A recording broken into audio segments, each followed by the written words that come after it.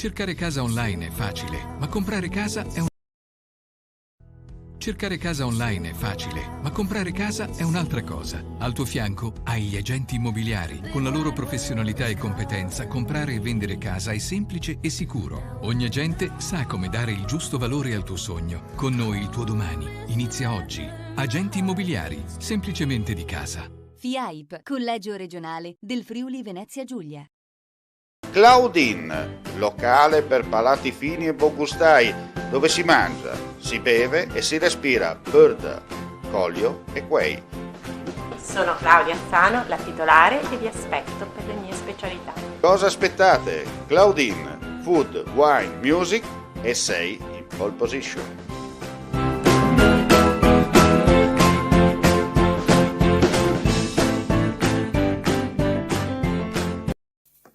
Vuoi assaggiare una birra dove al suo interno scopri la specialità tipica friulana? Lumi Beer, il prodotto ricavato in 20 ettari di terreno coltivato orzodistico, biodiversità, performance ambientale.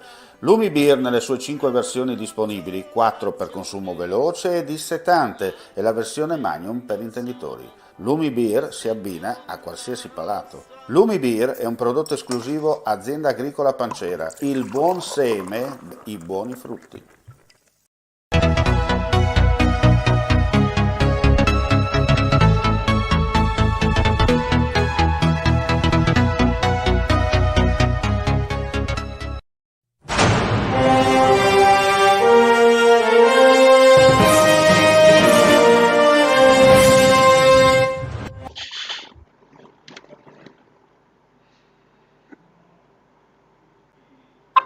Un cordiale saluto gentili amici e amiche alla visione all'ascolto, ben ritrovati con il primo appuntamento di infofriulitv.net. Quest'oggi non sono nella sede udinese ma mi sono trasferito in quella pordenonese e vi parliamo da Zoppola, dalla nostra sede operativa di Zoppola, per quanto riguarda l'appuntamento dedicato con gli amici dell'associazione Acquirenti Nord-Est e Italia non solo. Parleremo di Colombi nel senso che, allora vi vado subito a specificare con chi sono collegato chiaramente con l'avvocato Nicoletta Polmonari. Buongiorno avvocato. Buongiorno a lei e poi abbiamo Marco Pellizzari collegato anche lui che ci parlerà nello specifico perché è il suo argomento, no? Il suo settore, no? È così Pellizzari. Allora, buongiorno anche a lei e grazie per la partecipazione. Allora Nicoletta ti passo subito la parola perché oggi continueremo a parlare del discorso legato ai colombi. Perché? Perché ci sono importanti novità e soprattutto specifichiamo per l'ennesima volta che non si tratta di una caccia ma si tratta di un intervento programmato a livello naturale in un certo senso, no? Senza dover fare estinzioni e via dicendo. Allora spiegaci bene innanzitutto di che cosa si tratta e poi chiederemo lumi all'esperto. Certo, grazie Omar. Come acquirenti sai che noi abbiamo una particolare attenzione per tutto quello che è una progettualità, una iniziativa nel sociale. Quindi abbiamo la macro area legale che sono stati i tuoi ospiti, i responsabili nazionali dei nostri avvocati sul territorio che insomma hanno un po' spiegato dei casi che ci sono successi, casi interessanti per i consumatori. Io porto molto più avanti la fase proprio, tutta quella parte che riguarda i progetti di acquirenti, quindi le iniziative sul territorio. Da anni Acquirenti ha un progetto che sta portando avanti soprattutto in Friuli, ma che grazie alla conoscenza con il dottor Pellizzari stiamo portando in tutta Italia. È un progetto sociale dei colombi urbani. Allora, io per dirti non ve ne mandate via due adesso. No, magari qualcuno mi ha visto fare un gestaccio con la mano, niente di particolare. Mi sono entrati mentre stavamo facendo la diretta, allora ho mandato via anch'io i colombi, ecco. Giusto per essere bello della diretta anche questo. Prego Nicoletta. Sono molto contenta di avere oggi il dottor Pellizzari in linea con noi. Noi abbiamo avuto la fortuna di conoscerlo durante dei seminari dell'argomento. Io credo che lui sia il il più esperto, il professionista più esperto in questo ambito. E quindi così abbiamo avuto anche la fortuna di conoscerlo, di sapere che lui ha una particolare attenzione anche per tutto quello che è l'ambito del sociale, tutto questo grande settore che sai che insomma a noi sta particolarmente a cuore. E quindi io già un paio di mesi fa avevo accennato a questo nostro progetto che stiamo portando avanti, però io credo che sia giusto lasciare la parola al dottor Pellizzari, proprio perché le competenze che lui ha credo che riescano a illustrare molto meglio questa nostra collaborazione che stiamo portando avanti. Certo. Allora, dottor Marco Pellizzari, ci spiega un po' nei dettagli come funziona questo progetto sociale, nel senso che l'avvocato Polmonari ha spiegato la parte teorica in un certo senso, ma a livello pratico, per coloro che magari potrebbero porre il dubbio dicendo ma perché, punto di domanda, lei cosa risponde? Innanzitutto i colombi urbani o piccioni, perché vengono di solito chiamati così, ahimè, è sotto gli occhi di tutti che per quanto siano, direi alla maggior parte delle persone ancora simpatici, dico ancora perché sono vissuti con noi per, almeno c'è memoria, per circa 3000 anni. Si vedono incisioni ancora ai tempi degli egizi che avevano questi animali come ornamento, come fonte alimentare o come messaggeri o bussole in mezzo al mare. Loro si orientano, trovano la terra, quindi volano verso la terra e indicano ai naviganti, diciamo, la terra più vicina. Quindi sono per forza, diciamo, quasi nel nostro DNA, nelle nostre abitudini come amici, però ahimè diciamo dal dopoguerra, dal boom economico, noi li abbiamo abbandonati, fondamentalmente parliamo come fonte alimentare, e li abbiamo lasciati liberi di fare quello che gli pareva, e giustamente loro ne hanno approfittato, quindi certo. si sono inseriti negli spazi urbani, ormai suburbani, industriali, sono un po' ovunque, sfruttano le caratteristiche che noi in questi circa 3000 anni di convivenza gli abbiamo dato, cioè noi abbiamo selezionato proprio le razze più prolifiche, più intelligenti e anche più docili, quindi questi animali sono in grado di riprodursi con grande facilità, sono molto intelligenti e sono docili, quindi non hanno paura dell'uomo, lo avvicinano con facilità, ma poi hanno dinamiche anche per sfuggire eventualmente alle sue angherie. Quindi sono veramente eccezionali a questo punto per vivere e sopravvivere negli ambiti antropici.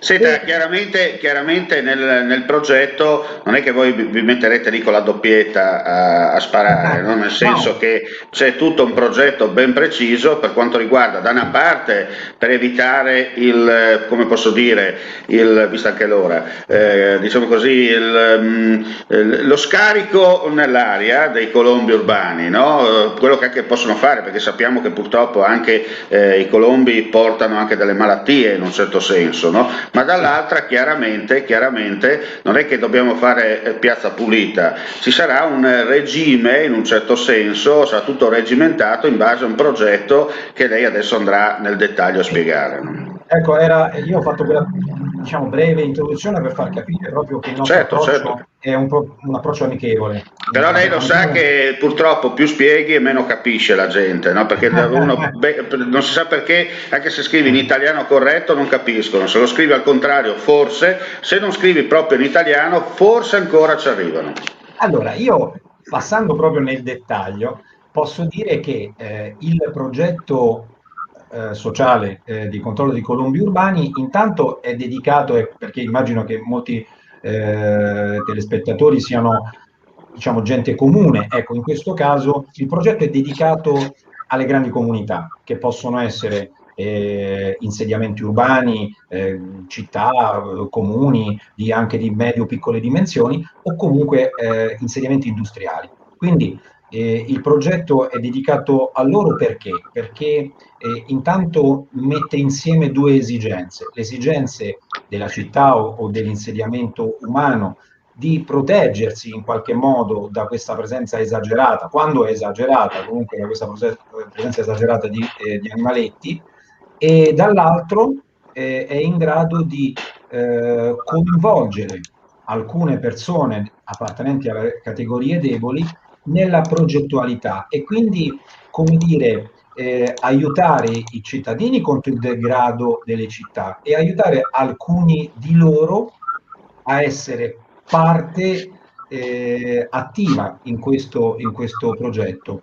Passando nel dettaglio del progetto, il progetto viene costituito per fasi logiche, che a volte purtroppo non sono tipiche dell'approccio a questi problemi. Il problema piccioni, oddio, ci sono troppi piccioni, dice il sindaco, cosa facciamo? Arriva quello, sembra un circo, arriva quello con il falco sul braccio, quello ricorda un po', non so se la memoria, diciamo così, un rewind in un certo senso, si ricorda il cartone animato del piccione, che c'era la squadriglia avvoltoi, no? Sì. Allora più o meno quello che sta spiegando lei è questo, no? Cioè si rischia di rivedere le scene del cartone animato più o meno. No? Esatto, succede un po' così. Invece la presenza eccessiva, l'infestazione, così possiamo chiamarla, in un ambito urbano è una sorta di malattia, e come tutte le malattie, per essere curate bisogna intanto fare diagnosi, una diagnosi corretta, e in questo caso si chiama monitoraggio, cioè monitorare la presenza dei colombi, capire quanti sono, dove sono, perché sono lì. In questo modo si può fare un progetto operativo. Solo in questo modo il progetto operativo può avere un senso, perché altrimenti rischia di essere un'improvvisazione, diciamo, purtroppo ai limiti del commerciale e basta. E quindi Acquirenti nel progetto sociale consiglia il monitoraggio, il progetto operativo, tutto il progetto si sviluppa tramite associati, quindi monitoraggio diciamo, portato avanti da associati esperti in ornitologia, progetto operativo uguale, poi nel progetto operativo vengono messi a fuoco le attività che si possono suggerire. Se tra queste attività può essere coinvolto l'utilizzo di un farmaco antifecondativo per i colombi, che limita la fertilità di questi animali, perché uno dei punti forti dei colombi, che noi gli abbiamo insegnato selezionandoli nei millenni, è proprio la capacità riproduttiva. Quindi, se questo può essere inserito nel progetto operativo, e poi magari senza dilungarmi, comunque poi vi spiego il perché metto questo se, bene, allora il progetto di Acquirenti va avanti perché? Perché la somministrazione di questo farmaco avviene durante tutto il periodo riproduttivo, che ahimè è molto lunga perché è da marzo a ottobre. Quindi in questo lungo periodo... Senta, a livello tecnico, giusto visto che siamo in tema, ecco, una nidiata quanto può produrre? Nel senso, ogni nidiata di media, quante uova vengono, diciamo così, da parte fatte, e poi di queste quante sopravvivono in un certo senso? Allora, la capacità riproduttiva del colombo urbano è di 2 uova a covata e può sviluppare dalle minimo 4-5 covate in un anno fino anche addirittura 8 covate, a seconda chiaramente della temperatura, del clima di cui parliamo. Diciamo a buone latitudini, ma ormai il clima diciamo che è abbastanza mite, direi in quasi tutta l'Italia, tranne le fasce alpine, ci sono tranquillamente 6 o 7 nidiate, con 2 pulli, 2 uova e quindi 2 pulli, pulcini, insomma, che si aprono da queste uova. Purtroppo, adesso non vuol sembrare quasi brutta come espressione, come diciamo, fortunatamente c'è molta mortalità. E molta mortalità giovanile, perché sennò saremmo, come dire, coperti, i nostri cieli sarebbero coperti di colombi, e non lo sono. Però in effetti la capacità riproduttiva è talmente forte, e quindi che approfitta di tutte le situazioni Certo. in cui c'è una possibilità di insediamento. Senta, ma per diciamo, coloro che in questo momento ci stanno ascoltando e pongono sempre diciamo, dei dubbi, no, delle domande, ma effettivamente l'utilità del colombo urbano, cioè chiaramente il nostro Signore quando ha inventato la terra, ha inventato gli animali, c'è sempre qualcosa, no? Un animale serve a qualcosa. Ecco, ma il colombo urbano, onestamente, che vantaggio, lasciamo stare la parte dello svantaggio, ma che vantaggio può avere all'interno dell'area urbana? Nel senso, non so, uccide topi piuttosto che via dicendo, oppure proprio ha una sua neutralità in un certo senso? Però lei si dimostra uno studente poco attento, comunque vabbè, la perdono, perché io prima ho già spiegato che purtroppo, diciamo, adesso è sfuggito dal nostro interesse. Ma io le rifaccio la domanda di prima perché le ho detto che non tutti ascoltano, Okay. Allora chiaramente le ho riposto volutamente la domanda, solo per quello, da bravo cronista di provincia. Allora, il colombo urbano è stato proprio individuato dall'uomo come un animale utilissimo, perché è buono da mangiare, possiamo dirlo a voce alta, ormai è appannaggio solo di pochi chef stellati, però fino a qualche decennio fa i nostri nonni, senza andare ai bisnonni, i miei Sì, nonni, sì. anche i miei genitori, mangiavano, cioè anch'io lo mangio volentieri, però diciamo... No, mio nonno aveva la voliera, le dico tranquillamente, ecco, aveva una voliera ecco. apposta. Quindi è chiaro che fino a qualche decennio fa, al boom industriale, in cui poi tutti siamo diventati, come dire, bene o male, fruitori di bistecche a buon mercato, il colombo era un animale sulle nostre tavole, più o meno frequentemente. Al giorno dopo, poi portava messaggi, fino al 1956 mi sembra che ci doveva essere un permesso speciale del Ministero degli Interni, se non sbaglio, per avere dei piccioni viaggiatori, perché era uno strumento, come dire, inserito anche nelle dinamiche di guerra per portare messaggi. Era, vabbè, l'uso come bussola nel mare diciamo, è venuto a decadere quando poi la bussola l'abbiamo inventata. Però, ripeto, al giorno d'oggi che cosa serve? Serve, secondo me, come tutti gli animali, per creare biodiversità in città, perché è giusto che le città siano popolate in un modo corretto da un po' tutti gli animali, e poi ha sicuramente, vista la sua fiducia nell'avvicinarsi all'uomo, svolge un ruolo molto importante come animale, diciamo, di compagnia.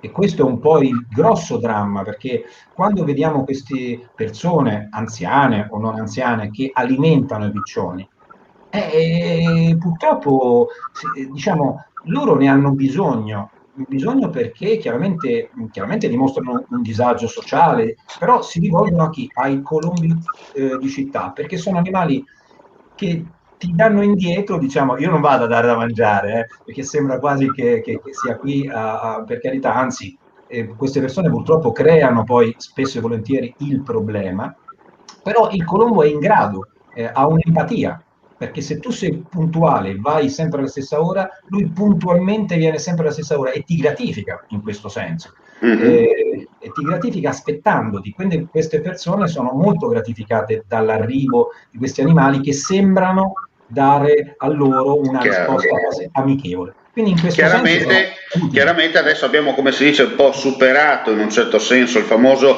punto di non ritorno e ci troviamo con l'effetto contrario, no? Sì, purtroppo, signori miei, questo qui sono animali appunto senza un limite riproduttivo, che non hanno un competitor, perché sono animali abbastanza grandi per avere, insomma, sì, i gabbiani, quelli reali, ma non tutte le città hanno i gabbiani, quelli reali, quelli nuovi che sono arrivati da qualche decina d'anni anche loro. Noi normalmente abbiamo quei gabbiani di piccole dimensioni che non riescono neanche a essere predatori dei gabbiani e dei piccioni. Quindi, insomma, sono animali senza un'interfaccia e quindi sono liberi di riprodursi. E purtroppo adesso non è un argomento mattutino, però un gabbiano produce parecchi chili di guano all'anno, e questi chili di guano, al di là di portare disagio, perché indubbiamente sporcano, ma non dimentichiamo che le feci in generale, che siano di piccione, che siano di esseri umani, sono un qualcosa di sporco e che verosimilmente può veicolare, chiamiamoli microbi. Chiaro. Quindi, Poi tra l'altro mi corregga se dico qualcosa di sbagliato, che il guano di piccione non può nemmeno essere riutilizzato in natura, no? Per concime in un certo senso. allora, diciamo dal punto di vista normativo no, perché è un rifiuto speciale, cioè va portato in discarica, quindi assolutamente non può essere utilizzato. Pari a quella che poi è la pollina che si forma negli allevamenti avicoli, potrebbe, tramite un trattamento, essere utilizzato come Certo. concime fertilizzante, però quello in natura... Però mi permetta, so che i contadini non sono molto contenti quando vedono i piccioni, no. indifferentemente che vadano, diciamo, ad approfittare per fare un veloce pasto, ma parlando appunto con gente più esperta di me in materia, mi dicevano appunto che il piccione proprio non ha nulla a che fare con la campagna, perché appunto anche diciamo così, il riciclo dello scarto non può essere poi utilizzato perché fa l'effetto contrario, no? Tenete presente che, diciamo, il liquame, diciamo, quello che poi si usa per i bovini, diciamo, dall'allevamento bovino, quello insomma nella zootecnia, è comunque una materia fermentata che subisce un iter fermentativo tale per cui quando arriva sui campi è ricco d'azoto, però non, diciamo, ha una sua logica, non brucia, diciamo, le coltivazioni. Guarda, Se lo io vivo in mettessimo... campagna, dunque ne sento ogni giorno di quegli odori lì, no? Anzi, preferisco Vabbè. quell'odore lì che di scarichi industriali, No, onestamente. no, assolutamente sì. Ecco, però parlando di quegli odori, ecco, quando arrivano sui campi, non è che sono una materia già trasformata, cioè non è tal quale, perché Chiaro, ha chiaro. avuto un periodo di fermentazione che gli ha permesso poi di diventare una materia utile all'agricoltura. Ecco, questo è una cosa fondamentale. Certo. Arrivano 1000 piccioni su un campo, a parte che cioè, un colombo mangia dai 30 ai 50 grammi di alimento al giorno, quindi se arriva su un campo di soia o di piselli appena seminato, addio campo, cioè Sì, sì, quel immagino, campo immagino. non germinerà più nulla, ecco, Mm. quindi perché ne arrivano a migliaia, per cui in campagna, ahimè, creano dei danni enormi, è inutile raccontarcela, ecco. In città ne creano tantissimi, ci sono statistiche, ci sono state Certo. pubblicazioni Beh, diciamo di guardi, tipo scientifico. se permette, al tempo quando ero a Fossano, nei 3 mesi per il servizio militare come carabiniere ausiliario, proprio nel reparto, no, la mattina, noi quando ci alzavamo al di là del fatto che proprio sopra dove dormivamo noi, nella mia camerata, c'era praticamente un battaglione solo specifico di piccioni che erano tutti dentro lì. La mattina, quando si usciva, perché facevano chiaramente la disinfestazione e via dicendo, trovavi parecchi residui in giro a livello proprio di piccioni che passavano proprio apposta con il camion e addirittura antidisinfestazione per portarli via, perché veramente era una roba impossibile da viversi, insomma. Sì, sì. Beh, comunque, per tornare al discorso dell'Acquirenti, Del del progetto progetto. sociale, ecco, Acquirenti fornisce la fase, diciamo, operativa del controllo della fertilità. Cioè, si è visto, ormai da 20 anni esiste, diciamo, è nato in Italia, poi è stato esportato anche in altre parti del mondo, ha passato, diciamo, gli oceani, esiste un farmaco che controlla la fertilità, che è in grado di controllare la fertilità dei colombi, che si deve somministrare durante la stagione riproduttiva, ne limita senza rischi per l'ambiente, per gli animali non target, ma anche senza rischi per il piccione, perché come abbiamo detto il piccione ha tanti supporter, quindi senza rischi per nessuno ne limita la fertilità. E quindi per fare questo bisogna farglielo mangiare. Questo è un chicco di mais, sembra apparentemente un chicco di mais, al quale viene aggiunta una sostanza attiva e deve essere somministrato ai colombi durante la loro lunga stagione riproduttiva. Per fare questo si possono usare delle macchine o si può, ed è molto meglio, utilizzare un personale umano. È qui che arriva l'attività sociale di Acquirenti. Perché? Perché reperisce, forma il personale umano per distribuire questo prodotto antifecondativo. Chiaro. E queste persone si ritrovano presto al mattino a svolgere un ruolo socialmente utile e che gli permette di mettere in tasca, diciamo, una cifra che magari può coprire il costo delle bollette piuttosto che qualche spesa durante il mese, in questi mesi di grossa difficoltà, diciamo. Quindi Acquirenti fa questo a Udine da tanti anni, direi da 12 anni circa. Acquirenti nasce dopo, però diciamo come prima c'era un'altra associazione che io ho conosciuto che poi si è trasformata in Acquirenti. E a Udine tutti gli anni esistono delle persone associate di Acquirenti che sono impegnate in questa distribuzione, vengono formate. Certo.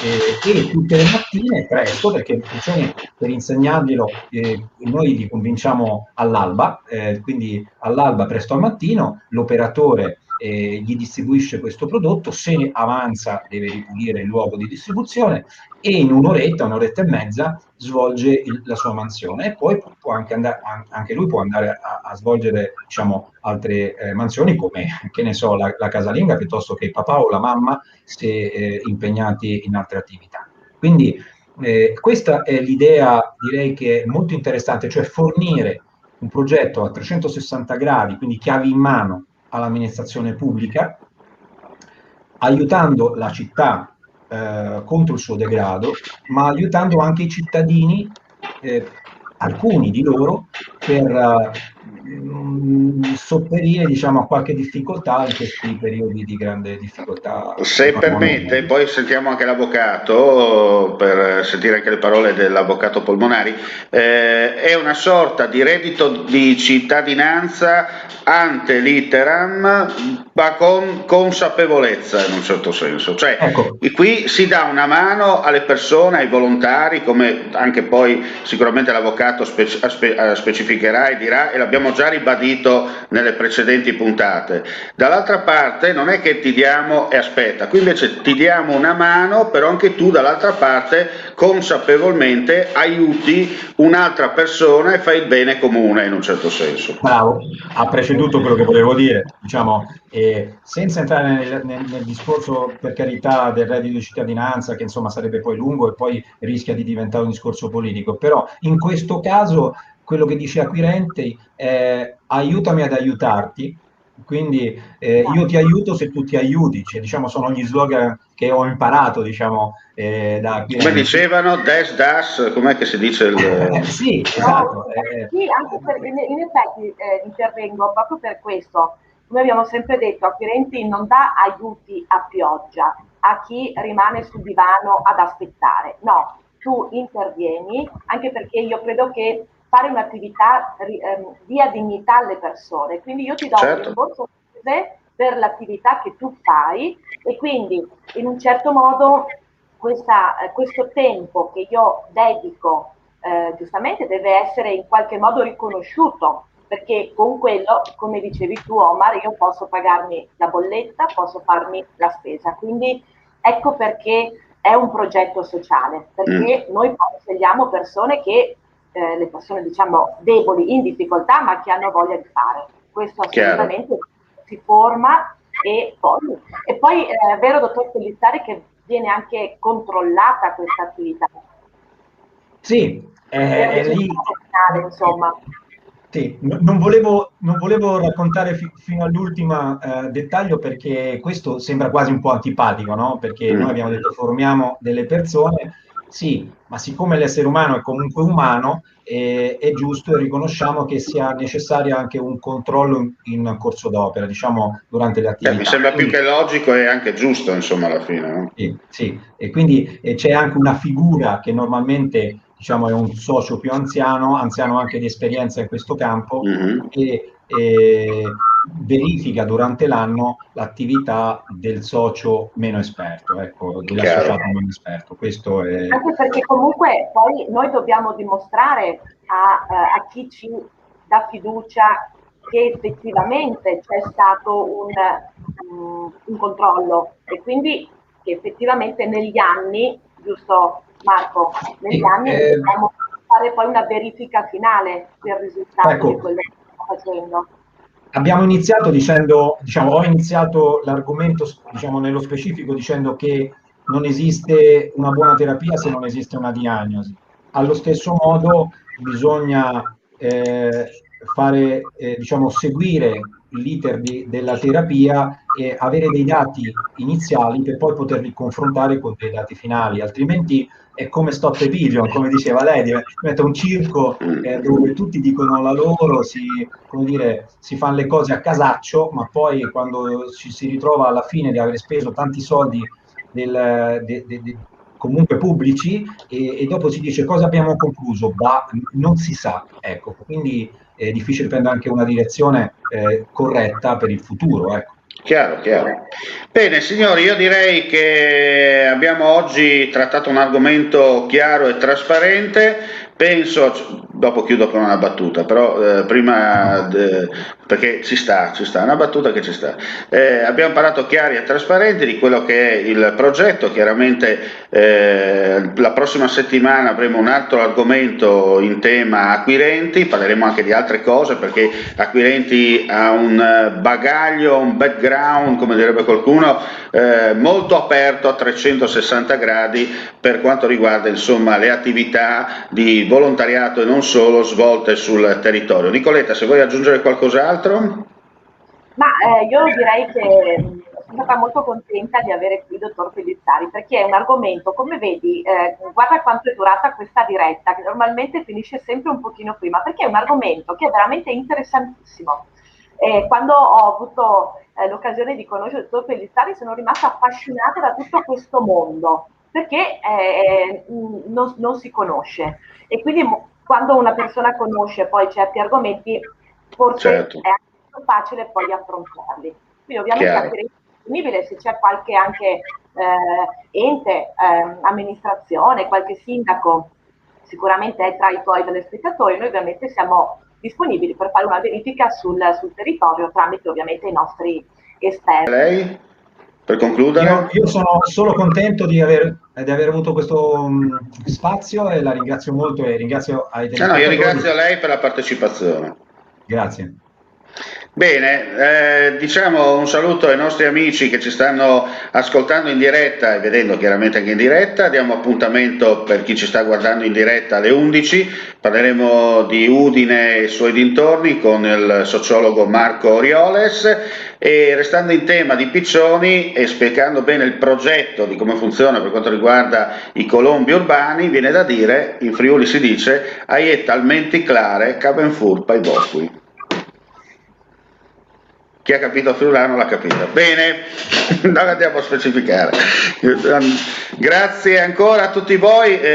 Dottor Pellizzari, non so se lei ha avuto occasione di vedermi in altre occasioni, insomma, a me piace anche essere abbastanza diretto, nel senso lì non ci piace fare, diciamo così, confusione tanto per dire niente, ci piace anche parlare in maniera papale, come direbbe qualcuno, no? Come anche usando terminologie diciamo così rurali in un certo senso, perché la gente, come l'ho detto prima, fa fatica a capire anche la domanda che gliel'ho riposta per la seconda volta per avere la stessa risposta, per un semplice motivo, perché tanti ascoltano e poi dicono ma che cosa serve questo progetto, e magari è mezz'ora che sta ascoltando, no? E ti scrivono ma cos'è questa roba, cioè, ma stai a ascoltare? No, si fermano al titolo e poi ciao, ma non si dice, no?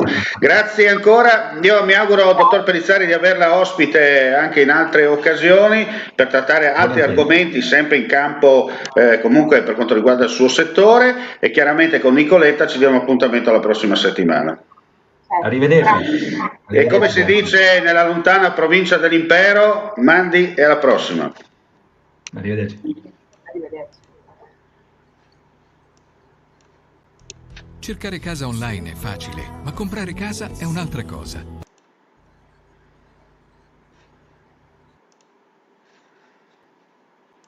Cercare casa online è facile, ma comprare casa è un'altra cosa. Al tuo fianco hai gli agenti immobiliari. Con la loro professionalità e competenza, comprare e vendere casa è semplice e sicuro. Ogni agente sa come dare il giusto valore al tuo sogno. Con noi il tuo domani inizia oggi. Agenti immobiliari, semplicemente di casa. FIAIP, Collegio Regionale del Friuli Venezia Giulia. Vuoi assaggiare una birra dove al suo interno scopri la specialità tipica friulana? Lumi Beer, il prodotto ricavato in 20 ettari di terreno coltivato orzodistico, biodiversità, performance ambientale. Lumi Beer nelle sue 5 versioni disponibili, 4 per consumo veloce e dissetante e la versione Magnum per intenditori. Lumi Beer si abbina a qualsiasi palato. Lumi Beer è un prodotto esclusivo Azienda Agricola Pancera, il buon seme, i buoni frutti. Claudine, locale per palati fini e buongustai, dove si mangia, si beve e si respira birda, Collio e Quay. Sono Claudia Azzano, la titolare e vi aspetto per le mie specialità. Cosa aspettate? Claudine, food, wine, music e sei in pole position.